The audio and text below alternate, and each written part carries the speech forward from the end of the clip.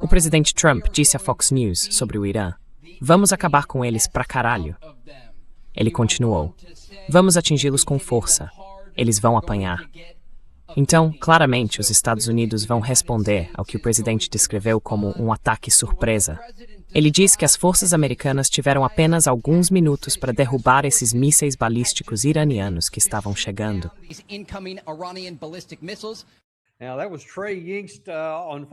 Agora, esse foi Trey Yingst, da Fox News, falando esta manhã sobre uma ligação que teve com o presidente Trump, que reagia a um ataque iraniano contra uma base americana na Jordânia. Bem, ele fala por si mesmo sobre o que disse a respeito disso. E agora vamos ouvir a visão iraniana sobre o assunto, com o professor Mohammad Marandi, que está novamente conosco, da Universidade de Teherã. E ele não hesitou em dar sua própria resposta a isso. Professor, qual é a sua avaliação? Para vamos se pôr.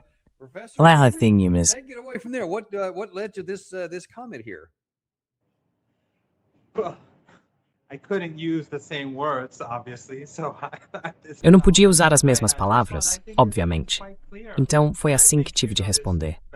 Acho que está bem claro, e acho que você sabe disso melhor do que eu. Você é um analista e especialista melhor do que eu. Acho que está claro o que vai acontecer. Se Trump escalar, os iranianos vão escalar também. Na verdade, pessoalmente, acredito, e não posso afirmar isso com certeza, que os iranianos dispararam aqueles mísseis para forçar os americanos a, como posso dizer, se reengajarem, a reiniciar a guerra aberta, porque os Estados Unidos estão envolvidos em uma guerra com o Irã. Não temos um cessar-fogo, e o cerco aos portos iranianos é um ato de guerra, e está atingindo os iranianos comuns. Então acho que os iranianos querem continuar pressionando Trump por vários motivos. Um deles é que isso eleva o preço do petróleo e da energia e acende sinais de alerta no mundo todo. Isso coloca pressão sobre Trump.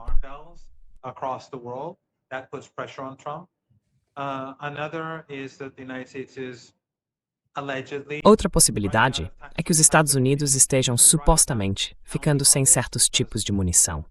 Embora o Irã não conte com isso, porque sempre há a chance de os Estados Unidos estarem escondendo certas capacidades dos iranianos, mas de qualquer forma, o Irã quer esgotar seus interceptores e mísseis.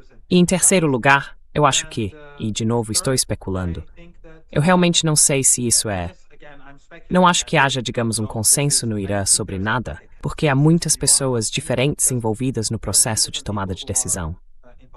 Não posso dizer que todos estejam dizendo a mesma coisa, mas acho que, em geral, os iranianos sabem que as eleições de meio de mandato estão se aproximando. Mas também há eleições no regime israelense, e pouco antes das eleições de meio de mandato nos Estados Unidos, também haverá eleições entre os sionistas para o novo governo. E os iranianos acreditam que isso vai prejudicar Trump e também vai prejudicar Netanyahu.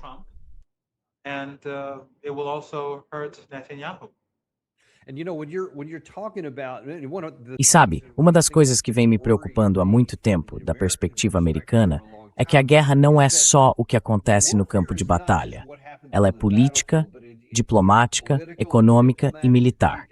E todas essas coisas estão em jogo.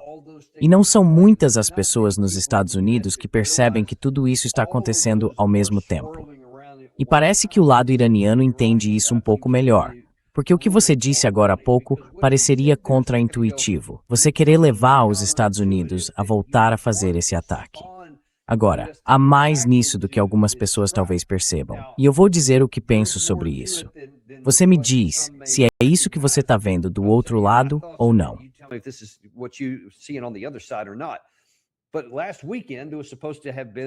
Mas no último fim de semana, era para ter acontecido um grande ataque, que supostamente seguiria adiante. Um ataque grande, enorme, punitivo e assim por diante.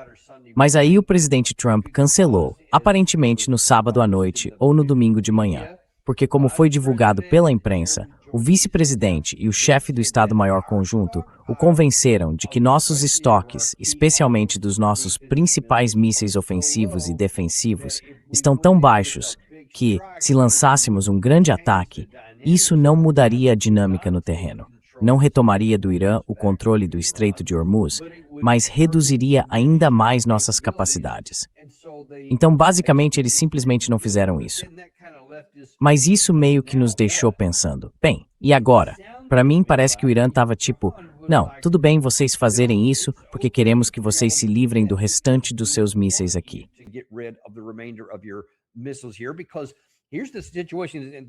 Porque a situação é a seguinte, e é isso que me preocupa. Se caímos nessa, e voltamos a entrar e Trump faz o que está dizendo aqui, e voltamos a uma guerra em grande escala, começando a lançar todos esses mísseis contra alvos, talvez não demore muitos dias ou semanas até que passemos a depender apenas de parte do nosso armamento mais antigo e menos capaz, como as JDAMs, como as bombas de pequeno diâmetro e assim por diante. Porque não vamos ter mais esses mísseis de maior alcance. E nossa defesa aérea vai ser ainda menos capaz do que tem sido até agora. E me parece que o Irã consegue aguentar e absorver muitos desses mísseis, porque eles vão atingir algumas coisas, vão causar danos e matar pessoas, sem dúvida. Mas se ficarmos sem as coisas boas, então aparentemente o lado iraniano ainda terá mais coisas boas em reserva. Essa é uma afirmação justa?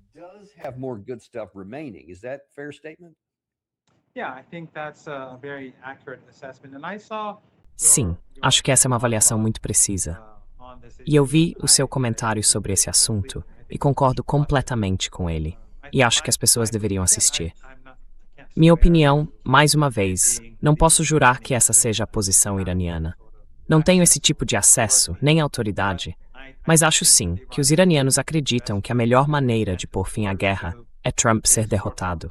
Em vez de isso se arrastar por muitos meses, os iranianos gostariam de encerrar isso mais cedo. É por isso que quando a guerra começou, há 5 meses, agora mais de 5 meses, os iranianos queriam que Trump lançasse uma ofensiva terrestre.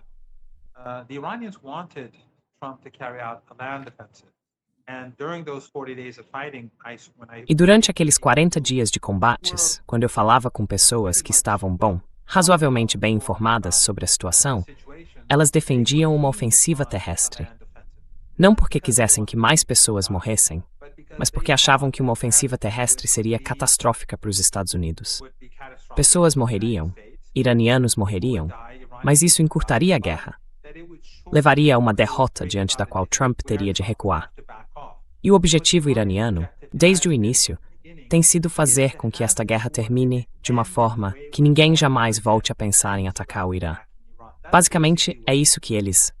Então agora, na minha opinião, os iranianos estão pensando que não querem que os americanos simplesmente recuem, se rearmem ou tragam mais alguns mísseis e daqui a 2 semanas comecem tudo de novo por alguns dias.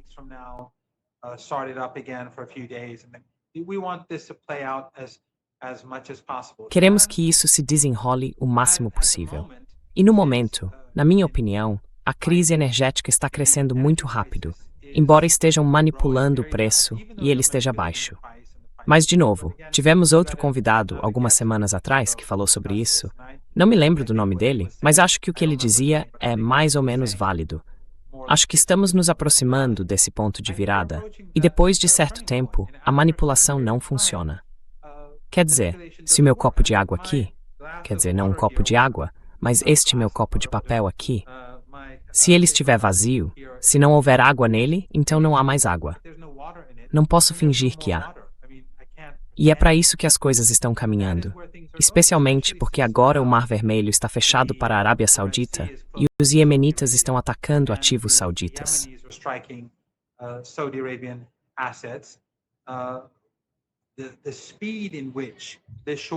A velocidade com que essa escassez global está crescendo, vem aumentando. E já tínhamos cerca de 4 meses e meio de escassez acumulada. Agora acho que o ritmo vai acelerar. E é isso que os iranianos querem. Os iranianos querem levar Trump ao limite. O Irã não quer o colapso da economia global. Esse não é o objetivo. O objetivo é forçar Trump a recuar. Então eles pressionam e pressionam para que ele chegue a esse ponto. E ele basicamente admitiu isso, depois de assinar o memorando de entendimento, dizendo que só temos mais 4 semanas de... Eles não querem ser um Herbert Hoover nos anos 1930 e tudo mais. Então, basicamente, é para isso que os iranianos querem empurrá-lo. Fazer com que ele reconheça que, se continuar, a economia global vai despencar.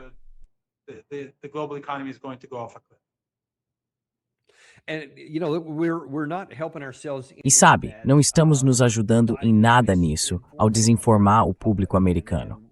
E uma das coisas, vou voltar àquela ligação com Trey Yingst, porque ele falou de outras coisas que o presidente Trump tinha dito a ele. E prestem bastante atenção aqui ao que se afirma que esses 13 dias consecutivos de ataques do Comando Central produziram do lado iraniano.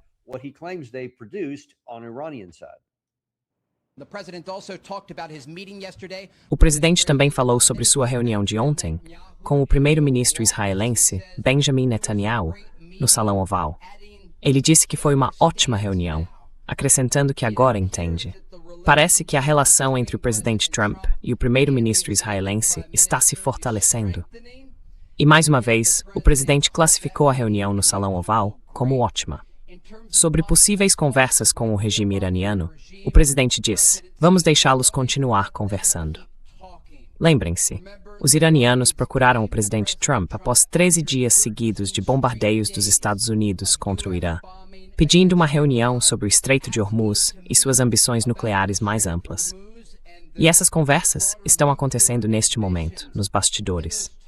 E então, esse ataque surpresa lançado durante a noite contra as forças dos Estados Unidos. Há conversas acontecem nos bastidores. Não. Os iranianos não têm nenhum interesse em conversar com Trump. Eles não vão conversar com ele. Não vão conversar com representantes dos Estados Unidos. E esse é o problema da mídia nos Estados Unidos. Ela está toda profundamente comprometida, especialmente a Fox News. Então ele está dizendo, ele disse, eu acho, lembrem-se, depois de 30 dias de bombardeios, os iranianos vieram. Não há nada para lembrar. Isso é simplesmente uma invenção. Os iranianos, neste momento, estão sentados esperando a próxima rodada do conflito. Se Trump escalar, os iranianos vão escalar. Se os Estados Unidos continuarem com esses ataques limitados, o Irã vai realizar ataques limitados também. Até porque os iranianos, nos últimos 13 dias, têm atingido os americanos com mais força do que os americanos têm atingido o Irã.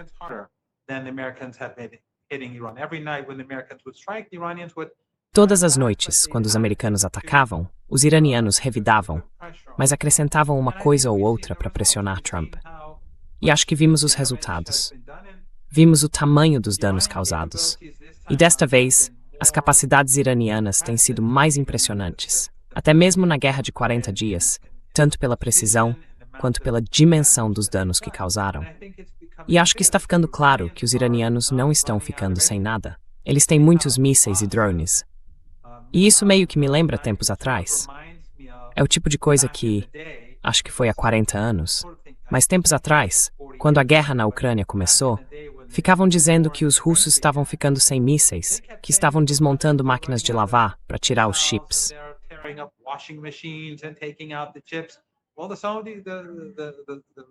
Bem, os russos ainda estão disparando aqueles mísseis, e não terminaram. E os interceptadores é que acabaram. E Zelensky está por aí implorando por interceptadores. Então, estamos vendo a mesma coisa com os Estados Unidos.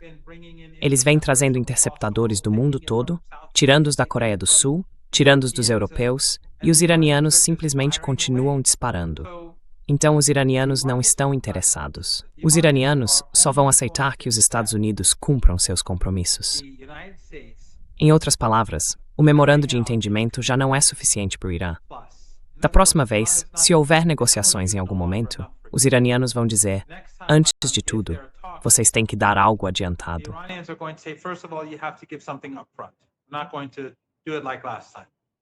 Não vamos fazer isso como da última vez. Em segundo lugar, os iranianos vão incluir o Iêmen, e o cerco precisa ser suspenso. E é preciso fazer alguma coisa em relação a Gaza. Da última vez, Gaza não foi mencionada, mas fazia parte das conversas. O Iêmen também. Mas desta vez, isso vai ser mais explícito. E pode haver outras questões também. Os iranianos não vão mais aceitar o memorando de entendimento como era, nem a implementação do memorando como era, porque vimos que os Estados Unidos deixaram de cumprir seus compromissos. Violaram todos os seus compromissos. E é por isso que estamos onde estamos hoje.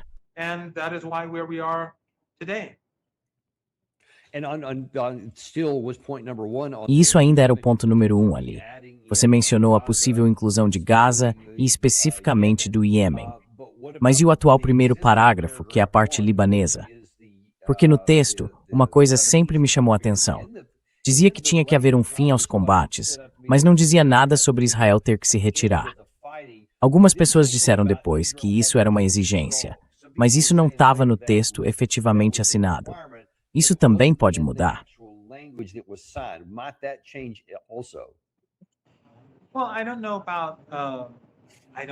Bem, eu não sei. Não sei, estou falando em termos gerais, obviamente. Mas, no primeiro artigo, fala-se em soberania libanesa. E é claro, não se pode ter soberania quando existe ocupação estrangeira. Quer dizer, se digamos o México tomasse o Novo México, e então você falasse sobre soberania americana, isso não teria sentido. A menos que o Novo México fosse libertado, ou que o governo mexicano se retirasse, ou seja lá o que for. Você entende o que eu quero dizer? Aliás, outra coisa que devo acrescentar é que, mais uma vez, isso é algo que a Fox e outros veículos de mídia vêm dizendo repetidamente. Eles continuam repetindo que os iranianos atingiram esses petroleiros e que foi isso que iniciou esta rodada de combates.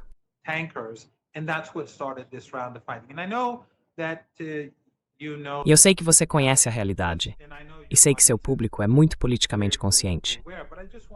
Mas quero apenas destacar isso para aqueles que talvez não se lembrem, ou que talvez nunca tenham ouvido antes. Não foi assim que isso aconteceu. Nós tínhamos o memorando de entendimento. Os Estados Unidos começaram a violar todos os compromissos.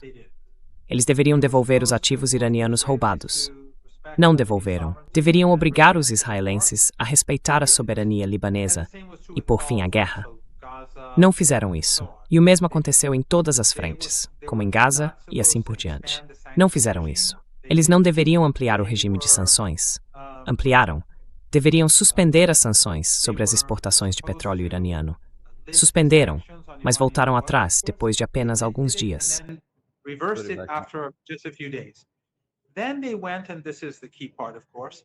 Então eles foram lá, e esta é a parte-chave, claro, e abriram esse corredor no Estreito de Hormuz. E eu sei que você já discutiu isso, e peço desculpas. Depois colaboraram com os sauditas, os emiradenses e os kuwaitianos para que navios passassem por esse corredor. Apesar de que, no artigo 5, a normalização do Estreito de Hormuz, durante o período em que o memorando de entendimento está sendo aplicado, é com os iranianos. Então os americanos estavam violando isso, e esses países estavam colaborando. E o Irã continuou alertando os americanos e esses países, mas eles ignoraram o Irã. Foi então que, depois de alguns dias, o Irã atingiu 3 dos navios. Muitos navios passaram por lá.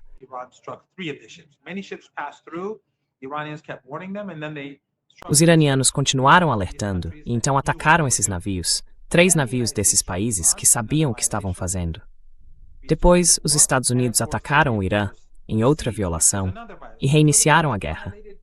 E, claro, voltaram a impor o cerco, o que é outra violação. Então, os americanos violaram todos os aspectos do acordo. Mas sabe qual é a coisa mais interessante? É que no memorando de entendimento, depois de um mês, o estreito deveria ser normalizado. Se os americanos tivessem esperado só mais uns 10 dias, ou algo assim, não sei exatamente quantos dias eram, isso teria acabado. Em outras palavras, os iranianos teriam, quer dizer, a passagem dos navios teria sido tão fácil quanto era antes da guerra.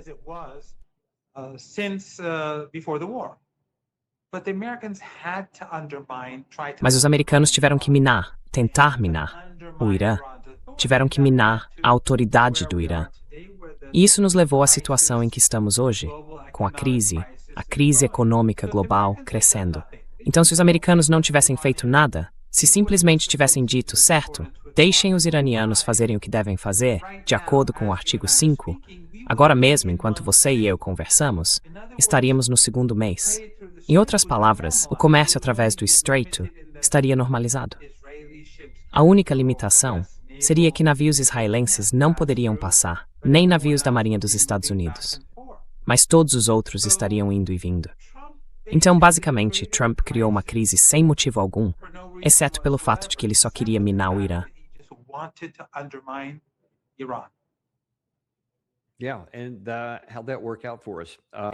E como isso funcionou para nós? Não muito bem. Deixa eu te fazer mais uma pergunta aqui de novo, dentro desse contexto de que as coisas estão interligadas. Isso também. Parece que uma nova frente se abriu nisso. Antes de tudo, os Estados Unidos e a Arábia Saudita atacaram algumas unidades das PMF, as unidades apoiadas por xiitas, que fazem parte das forças de segurança iraquianas. E isso, é claro, deixou o governo iraquiano, a presidência, realmente muito irritados. Também vimos, do lado jordaniano, uma carta aberta dizendo que eles querem as forças americanas fora. Eles não querem que aquilo se torne um imã de alvos para que também sejam atingidos ali. Mas você disse antes que achava que foi um grande erro os Estados Unidos e a Arábia Saudita atacarem as unidades das PMF. Por que você diz isso?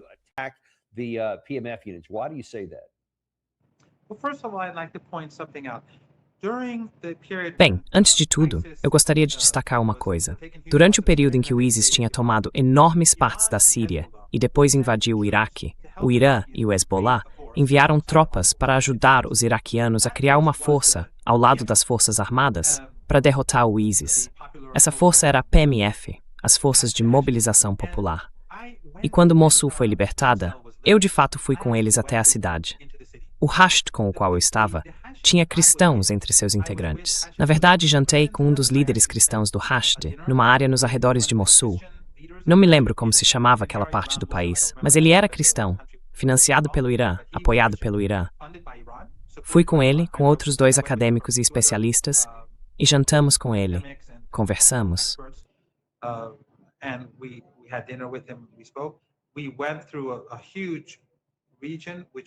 Passamos por uma região enorme, onde havia o Hasht, a mobilização popular sunita, porque havia bairros sunitas.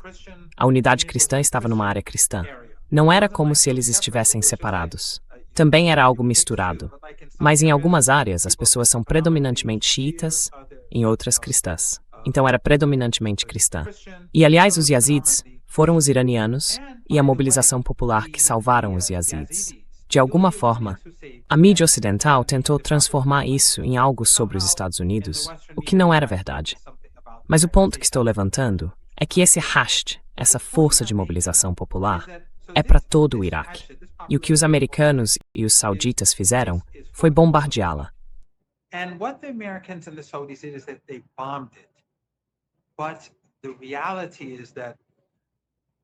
Mas a realidade é que os ataques, eles bombardearam porque disseram que a Arábia Saudita tinha sido atingida.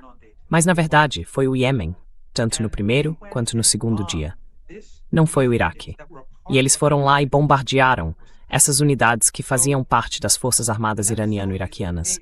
E os sauditas talvez também tenham sido desonestos, porque disseram ontem, quer dizer, não hoje, mas anteontem, que drones atingiram a Arábia Saudita. Não houve ataques à Arábia Saudita ontem, nem do Iêmen, nem dos iraquianos. Mas parece que a Arábia Saudita não quer atribuir os ataques ao Iêmen, porque não sabe o que fazer em relação ao Iêmen. Então tenta culpar o Iraque e descontar no Iraque. Mas isso causou uma enorme revolta no Iraque. E as pessoas estão protestando e exigindo vingança.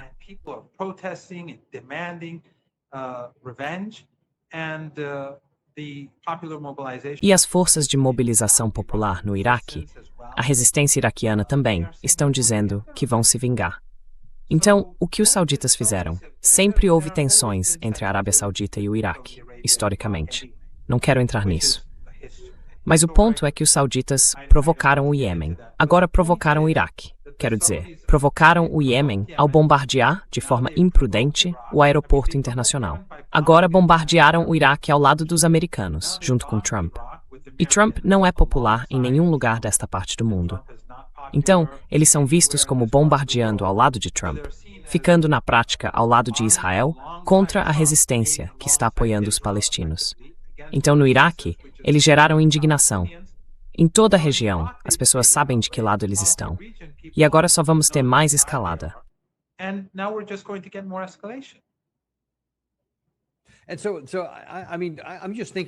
Então, quer dizer, estou pensando apenas do ponto de vista militar. Os sauditas, mesmo com o apoio de aviões-tanque dos Estados Unidos e outras coisas que tinham desde 2015, nunca conseguiram derrotar os Houthis. Nunca.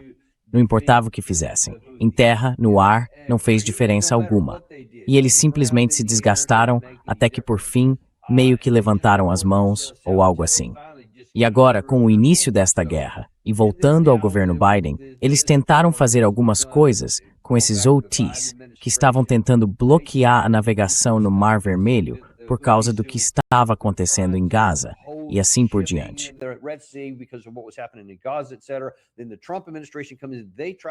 Então entra o governo Trump. Eles tentaram, não conseguiram. Depois de cerca de um mês, simplesmente levantaram as mãos e disseram: deixa pra lá, não vamos fazer isso. Bem, agora, de repente estamos envolvidos de novo. E por que a Arábia Saudita, pelo que você consegue entender, por que ela iria querer acrescentar mais uma frente à sua guerra?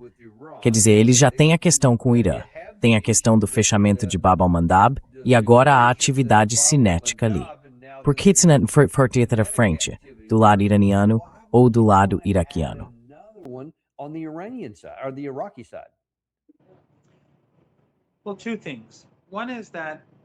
Bem, duas coisas.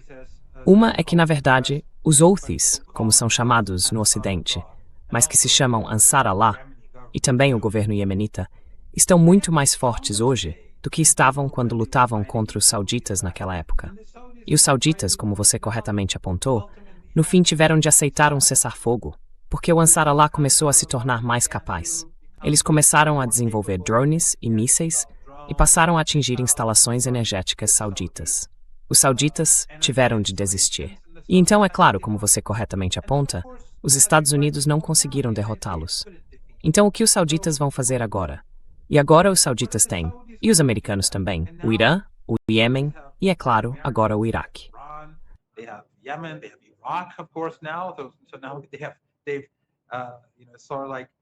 Então agora eles, sabe, de certa forma, mexeram em vários vespeiros. Mas tem outra coisa, e acho que isso pode estar ligado à sua resposta. O Dr. Larijani, que é o presidente do Conselho Supremo de Segurança Nacional, e que os americanos e israelenses assassinaram durante a Guerra de 40 Dias, certa vez disse numa conversa privada, mas a pessoa com quem ele falou contou isso numa reunião, ele disse: olha, eu conheci muitos desses líderes, porque ele era presidente do Conselho Supremo de Segurança Nacional. Ele ia e voltava em delegações, nas quais se reunia com esses regimes familiares árabes do Golfo Pérsico e assim por diante. E ele disse: olha, muitas dessas pessoas entendem o que estou dizendo. Elas entendem o que estou dizendo, mas elas são muito... Isso sou eu parafraseando. Não foram essas as palavras dele.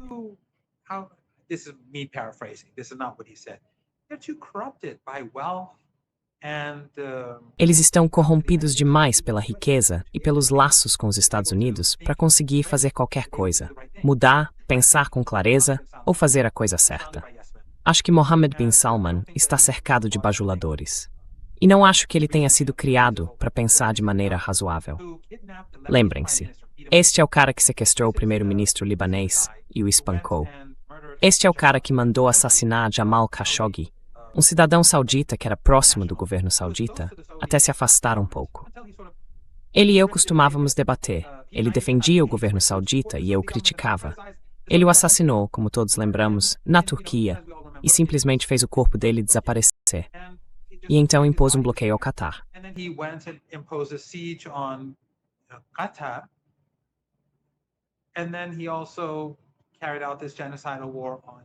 E depois, ele também conduziu essa guerra genocida no Iêmen. Então, não é exatamente o líder mais sofisticado e ponderado deste planeta.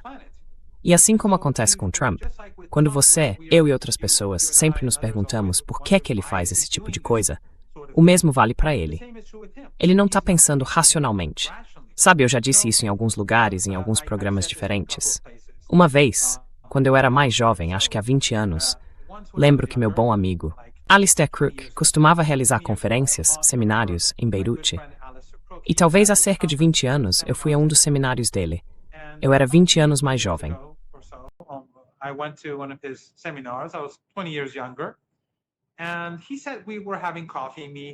E ele disse, estávamos tomando café, eu, ele e talvez mais umas 2 pessoas. Aí ele falou algo sobre a política do Ocidente. E eu disse, bem, Alistair, por que os Estados Unidos estão fazendo isso? Ou por que eles estão fazendo isso? Não é do interesse deles. E ele me disse, Muhammad, o seu problema é que você acha que no Ocidente, o processo de tomada de decisões é baseado na razão. Alguns meses depois, voltei ao Líbano para outra conferência dele. Estávamos tendo outra conversa, acho que tomando café, algo assim, como da outra vez. E também estávamos falando sobre alguma outra política. Não me lembro qual era. Alistair, sendo um cara inteligente, eu disse, bem, Alistair, por que eles estão fazendo isso?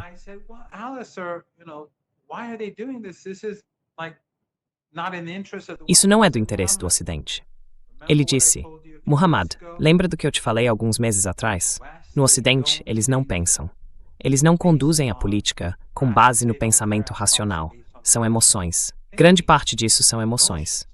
Então acho que quando se trata de Trump, isso é em dobro. E acho que quando se trata de Mohammed bin Salman, provavelmente é a mesma coisa que com Trump. Não se baseia em pensamento racional. Caso contrário, não estaríamos aqui em primeiro lugar. Não teria havido a guerra de 12 dias. Não teríamos tido estes 5 meses de guerra. E não estaríamos vendo os acontecimentos dos últimos dias se desenrolarem como estão. E isso está realmente ficando perigoso, porque agora há conflito no Iêmen e na Arábia Saudita.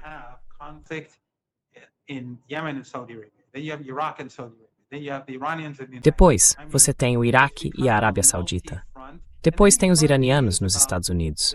Quer dizer, isso está se tornando uma situação com várias frentes. E aí você ouviu a notícia de que o governo iraquiano prendeu ucranianos. Havia células ucranianas ou células apoiadas pela Ucrânia no Iraque. Elas estavam lançando drones contra diferentes atores, apoiadores do Irã, críticos do Irã, apenas tentando criar caos.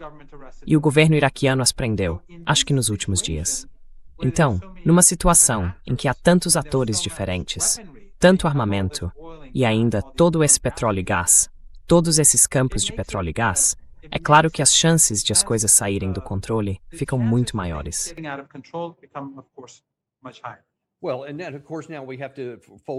Bem, e aí, claro, agora temos que incluir em tudo o que você acabou de dizer a declaração de Benjamin Netanyahu depois da reunião dele com o presidente Trump ontem.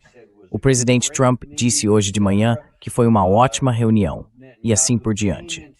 Netanyahu veio a Washington alegando especificamente que tinha novas informações de inteligência dizendo que a Montanha Picareta é onde um novo programa de armas nucleares foi estabelecido, estava sendo iniciado, e assim por diante.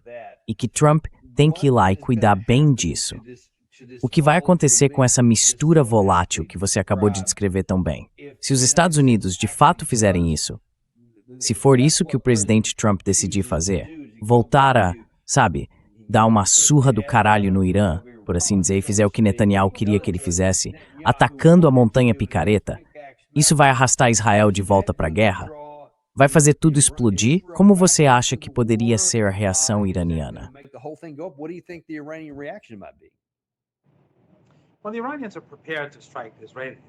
Bem, os iranianos estão preparados para atacar os israelenses, mas querem que eles comecem. E a razão é que os iranianos acreditam que a situação dentro de Israel está muito ruim, que as divisões são enormes e que existe potencial para violência. Então os iranianos querem apenas esperar e observar. Se o regime israelense atacar o Irã vai revidar com força, com muito mais força, segundo os iranianos, do que durante a guerra de 40 dias. Vai atingi-los duramente para garantir que os israelenses saibam que Netanyahu tornou a vida deles miserável. Mas, se o Irã atacar primeiro, então, e, de novo, isso sou eu dizendo, não posso falar em nome de ninguém, cria-se uma situação em que algumas pessoas podem se unir em torno de Netanyahu. O Irã não quer isso. O Irã quer que a situação interna em Israel piore. Então o Irã está preparado para atacar, mas quer que os israelenses comecem. Mas se o Trump escalar, desculpe, se ele atacar a picareta, o que acontece? Sim, se Trump escalar, os iranianos disseram muito especificamente sobre essa montanha que se os Estados Unidos a atacarem, eles vão retaliar em toda a região.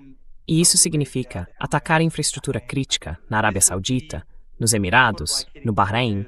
Seria algo como atingir as pontes, as usinas de energia e tudo mais que Trump vem planejando. Então, o Irã disse que vai revidar com muita força.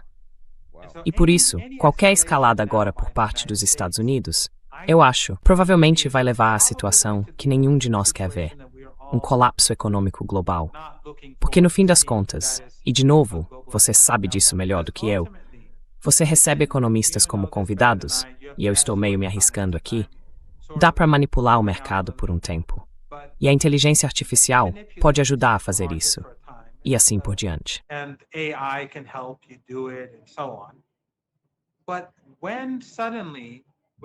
Mas quando de repente estivermos perto de uma crise, e as pessoas começarem a ver na televisão instalações sauditas sendo explodidas, instalações kuwaitianas sendo explodidas, isso eu acho vai causar pânico. E então você vai ver caos, vai ver um colapso. Porque eu acho que estamos muito perto. Quer dizer, pela própria avaliação do Trump, faltam 4 semanas. Digamos que Trump exagere, como sempre faz. Quando não está mentindo, está exagerando. Digamos que sejam 8 semanas, e não 4. Estamos chegando lá. Já se passaram 2 semanas. E quando você acrescenta o Mar Vermelho, o ritmo está aumentando. Então, se de repente acordarmos numa manhã e estivermos vendo cenas de ruína e devastação em instalações de petróleo, instalações de gás, petroleiros e tudo mais, eu acho que isso significa morte. Acho que isso significa que a economia global vai acabar.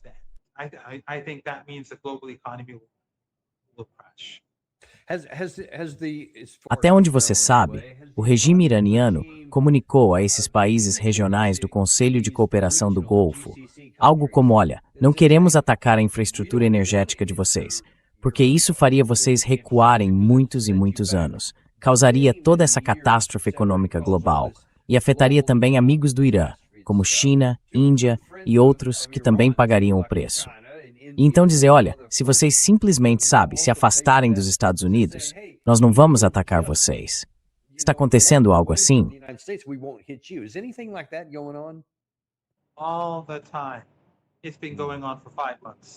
O tempo todo. Isso vem acontecendo há 5 meses. O tempo todo. Eles até enviaram delegações. Receberam delegações. Estão se comunicando por meio de suas embaixadas. Mas esses países começaram isso apostando no cavalo errado. Eles acharam que se Trump atacar, vai vencer a guerra em poucos dias. Lembre-se, eles recebem informações sobre o Irã das mesmas fontes que Trump. A mídia ocidental, os centros de estudos. O Irã está prestes a cair. É um regime impopular. Está prestes a implodir. São incapazes de se governar. Sabe, basta um pequeno empurrão e vai desmoronar. Toda essa bobagem que ouvimos nos últimos 47 anos.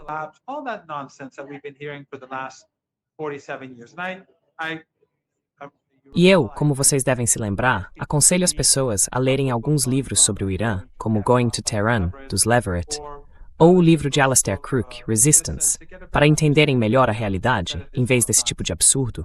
Mas de qualquer forma, embora sejam vizinhos do Irã, eles recebem informações das mesmas fontes ocidentais. Então, acreditam nesses absurdos. Achavam que Trump travaria essa guerra, que ela duraria alguns dias, que o chamado regime entraria em colapso e que eles cairiam nas boas graças de Trump, sem enfrentar nenhuma dificuldade. Bem, não foi isso que aconteceu, como nós sabíamos que não aconteceria, porque todo aquele absurdo sobre o Irã era exatamente isso, absurdo.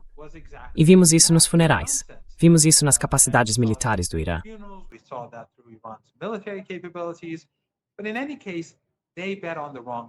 Mas de qualquer forma, eles apostaram no cavalo errado e agora estão presos, ou se sentem presos. E esses países não são entidades soberanas. Esses príncipes e reis estão vinculados ao Ocidente. É o Ocidente que os mantém no poder. Quero dizer, a Arábia Saudita é um país que leva o nome de uma família, a família Saud. Quero dizer, não é um país pelo qual as pessoas vão querer morrer. Então, você tem essa família no comando. Eles não têm legitimidade popular. Não tem nenhuma sociedade civil de verdade, no sentido em que você ou eu entenderíamos isso. Então são frágeis, são quebradiços. E se voltarem contra os Estados Unidos, serão derrubados pelas mesmas pessoas que os mantêm no poder. Se ficarem ao lado dos Estados Unidos, teremos o que estamos tendo agora. Essa não é uma boa pergunta. Tudo o que eles podem fazer é, em particular, implorar a Trump que não faça essas coisas. É só isso que eles podem fazer.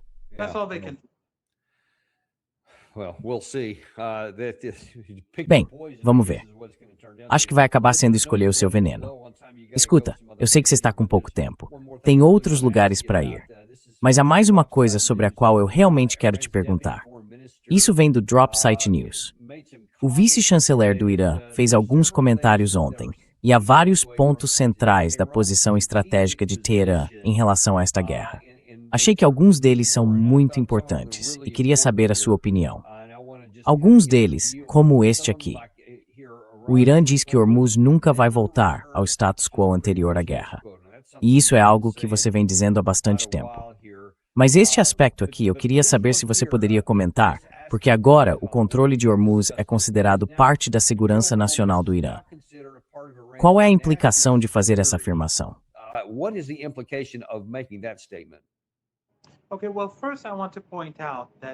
Bem, primeiro, quero destacar que acho que todo mundo deveria assistir a esta entrevista, ou lê-la.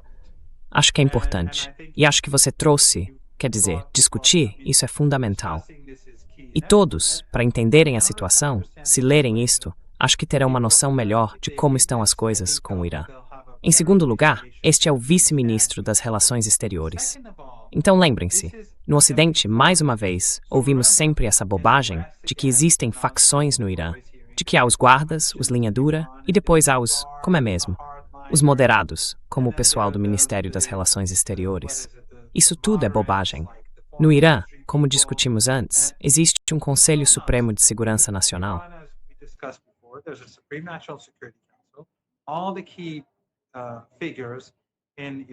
Todas as figuras-chave da estrutura política, militar e de segurança do Irã estão envolvidas e tomam decisões.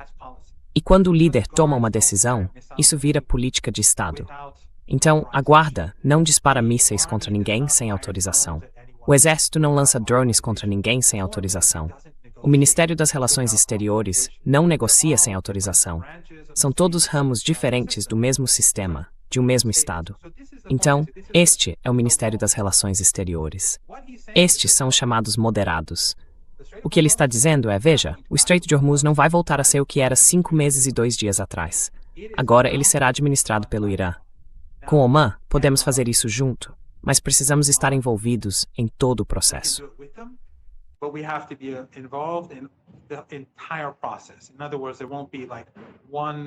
Em outras palavras, não vai haver uma rota para Oman e outra para o Irã. Não. Por quê? Porque esta é uma questão de segurança para os nossos interesses nacionais. Nós passamos por uma guerra. Isto não é como antes. Isto não foi há 6 meses. Os Estados Unidos travaram uma guerra contra nós com a ajuda de países da região e, claro, do regime israelense. Então não vamos permitir que o Estreito de Hormuz seja como era antes. Vamos ter controle total. Podemos fazer isso com Oman ou sem Oman. Depende deles. Então acho que esse é o ponto central. Agora o que Trump está tentando fazer é dizer não, os iranianos não podem ter controle. E ele realmente disse na entrevista que não se trata apenas de segurança. Também é uma questão financeira. Em outras palavras, ele disse sim, vamos cobrar taxas.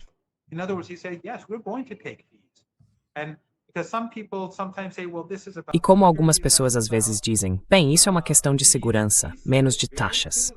Ele disse isso muito claramente. É uma questão de segurança e também de taxas. Esses países, isso estou acrescentando eu, ele não disse isso, certo?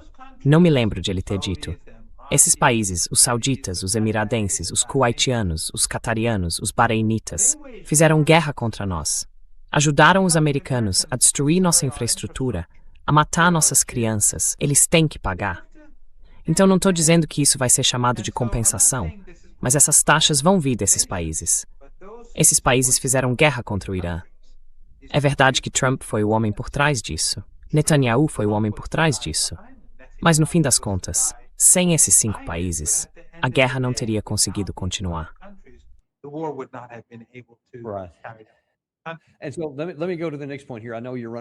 E então, deixe-me passar ao próximo ponto.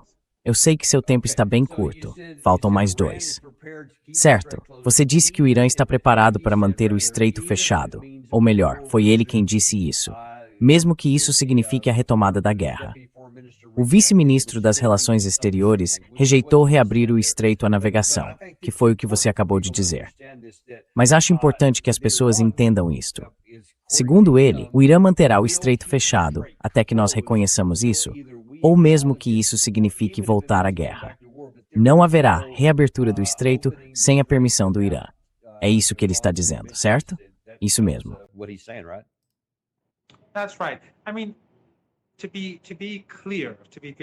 Quer dizer, para deixar claro, se formos ser precisos, alguns navios de fato estão passando, mas passam pelo corredor iraniano. O número é muito limitado. Não chega nem perto do que era 3 semanas, e muito menos do que era 6 meses. Então apenas alguns navios passam por dia. Acho que hoje, por exemplo, passaram 2 ou 3 navios japoneses, 2 navios chineses, países que não tiveram nada a ver com a guerra, mas são muito poucos.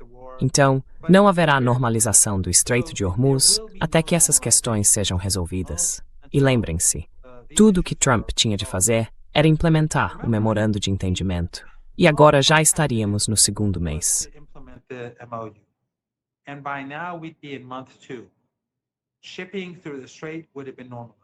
A navegação pelo estreito já teria sido normalizada, mas ele nos empurrou de volta para essa situação catastrófica.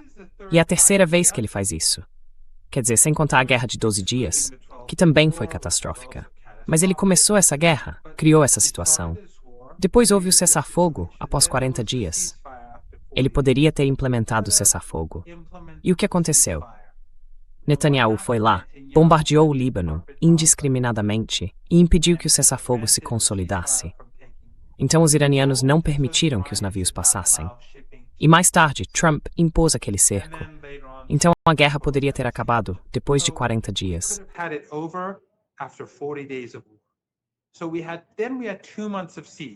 Então tivemos 2 meses de cerco, como todos nós lembramos, e depois tivemos a finalização do memorando de entendimento. E como esse memorando surgiu? Israel bombardeou Beirute de novo, e o Irã estava prestes a atacar. Então Trump disse, não, eu vou fazer essas concessões, vamos acabar com isso. Então ele sabia o quanto a economia global era frágil. Fez o memorando de entendimento, e em vez de implementá-lo, começou a querer ser esperto, enganar o Irã e taminá-lo. Bem, os iranianos sabiam o que ele estava tentando fazer e bloquearam isso. E agora voltamos a uma situação crítica que está piorando a cada dia.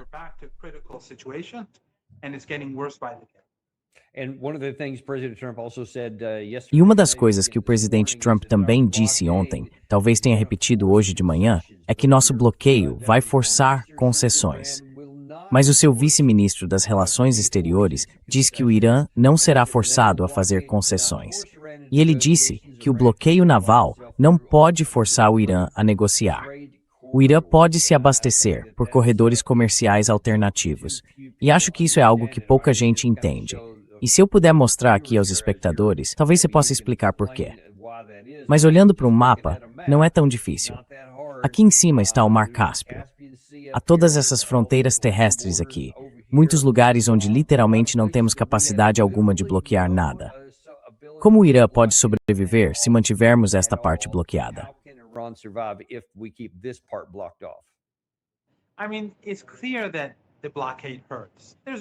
Quero dizer, está claro que o bloqueio prejudica.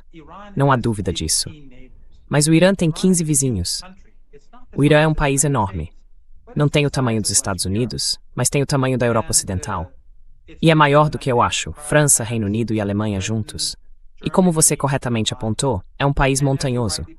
Tem uma população enorme, bem acima de 90 milhões de pessoas. Como alguém vai conseguir cercá-lo?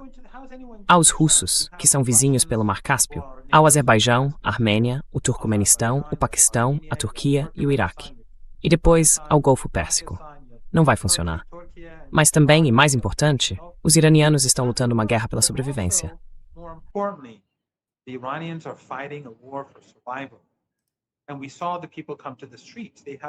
E vimos as pessoas irem às ruas. Para este funeral, eles têm apoio popular. E esta é uma guerra pela sobrevivência. Por outro lado, vimos os 2 meses de cerco. Foi Trump quem teve de recuar e dizer, eu não quero ser um Herbert Hoover. Então é a mesma coisa de novo. Ele teve de aceitar o memorando de entendimento, porque as coisas estavam piorando. Bem, estamos bem perto de uma situação ruim agora. Está pior do que estava quando ele disse isso. Hoje, está pior do que naquela época. Então, sabe, Trump não vai vencer. Esta não é uma guerra que os iranianos vão ceder. Os iranianos vão seguir em frente até que Trump finalmente capitule, ou até entrarmos numa depressão econômica global. E então viveremos em um mundo muito diferente.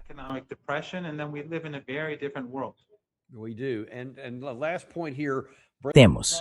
E o último ponto aqui. O presidente Trump, quero dizer, tudo que ele ao menos disse publicamente é que o Irã nunca terá uma arma nuclear. Foi o que ele disse em 2025. Foi o que disse em fevereiro passado. Foi o que disse esta manhã ao Trey Yingst. Ele continua repetindo isso, várias e várias vezes. E o principal ponto nos comentários desse ministro das Relações Exteriores, desse vice-ministro das Relações Exteriores, sobre a questão nuclear, é o seguinte. Ele disse que o Irã está, na prática, agindo como se já não fosse membro do TNP, e acrescentou que Teherã está debatendo se deve deixar o TNP de vez. E isso tem ramificações bastante significativas. O que você pode nos dizer sobre a situação disso dentro do Irã?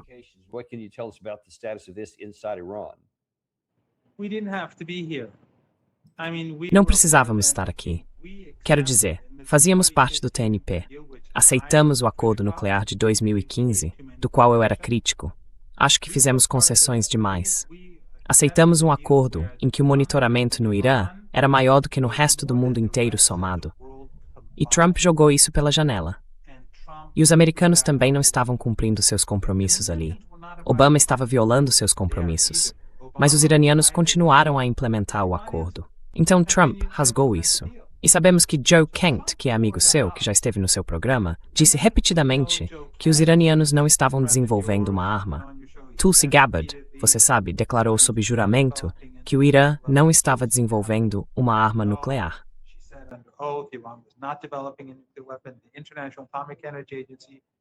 A Agência Internacional de Energia Atômica diz há anos que não há evidências de que o Irã esteja desenvolvendo uma arma nuclear. Até os Estados Unidos reconheceram que desde 2003 o Irã não vem desenvolvendo uma arma nuclear. E antes de 2003, não há evidências de que o Irã estivesse desenvolvendo uma arma nuclear, porque a AIE nunca afirmou isso. Então, os Estados Unidos vêm empurrando o Irã para a situação em que estamos agora. E lembrem-se, quem está dizendo isso é o vice-ministro das Relações Exteriores. Não são os guardas, nem os chamados linha dura, ou seja lá quem for.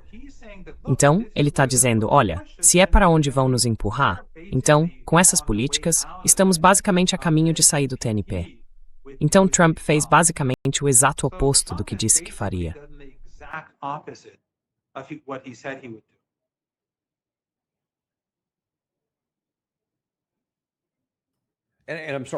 E desculpe, então quero dizer, a questão é, se eles saírem do TNP, então vão desenvolver uma arma nuclear.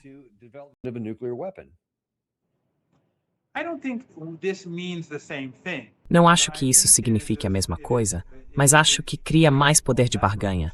Quer dizer, por que o Irã enriqueceu urânio a 60%, em primeiro lugar?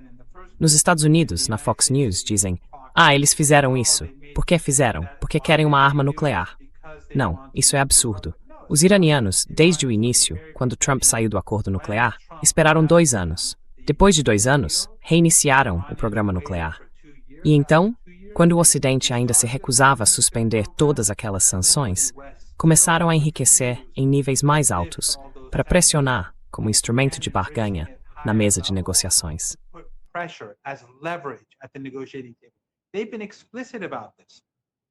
Eles foram explícitos sobre isso.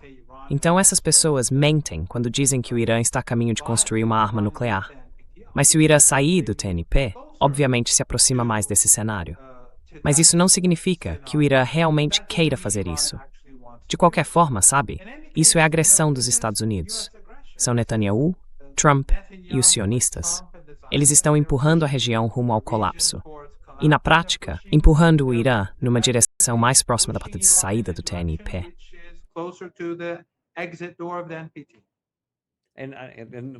E a última pergunta aqui, em 30 segundos ou menos. E se o Irã realmente sair do TNP e Israel disser, isso é uma ameaça existencial para nós, eles vão conseguir a bomba. Nós vamos usar uma das nossas armas nucleares. E se isso acontecer?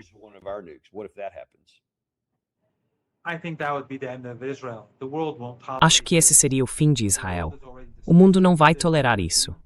O mundo já está revoltado com o regime israelense. Ele já perdeu sua legitimidade aos olhos das pessoas no mundo inteiro. Todos vão começar a desenvolver armas nucleares por toda a região, e talvez até além dela. E o Irã é um país enorme, com montanhas por toda parte, como você apontou. Se Israel fosse nessa direção, tudo que o Irã teria de fazer seria passar a produzir uma ou duas, e isso seria mais do que suficiente. E vemos as capacidades convencionais do Irã. Ele derrotou os Estados Unidos e o regime israelense na guerra. Então isso seria a coisa mais estúpida e colocaria fim a muitas coisas. Mas espero que esses sionistas insanos, esses supremacistas étnicos e os neoconservadores nos Estados Unidos não cheguem a esse ponto. Só podemos torcer porque ninguém sairia ganhando se isso acontecer. Cada um de nós sairia perdendo. E que Deus nos ajude se chegarmos a esse ponto. Mas agradecemos a você, a sua franqueza e por compartilhar o que você vê de Teherã. Agradecemos por isso hoje. Obrigado. Ropes, Umara, Tommy Tibaflet. E nós também agradecemos a vocês. Não deixem de curtir e se inscrever, se ainda não fizeram isso. A gente se vê amanhã. Nós não temos patrocinadores porque odiamos ficar bombardeando vocês com anúncios. Eu não gosto deles. Então, retribuam um pouco esse carinho. Inscrevam-se, curtam e mandem isto para alguém de quem vocês gostam. Send this to somebody you care about.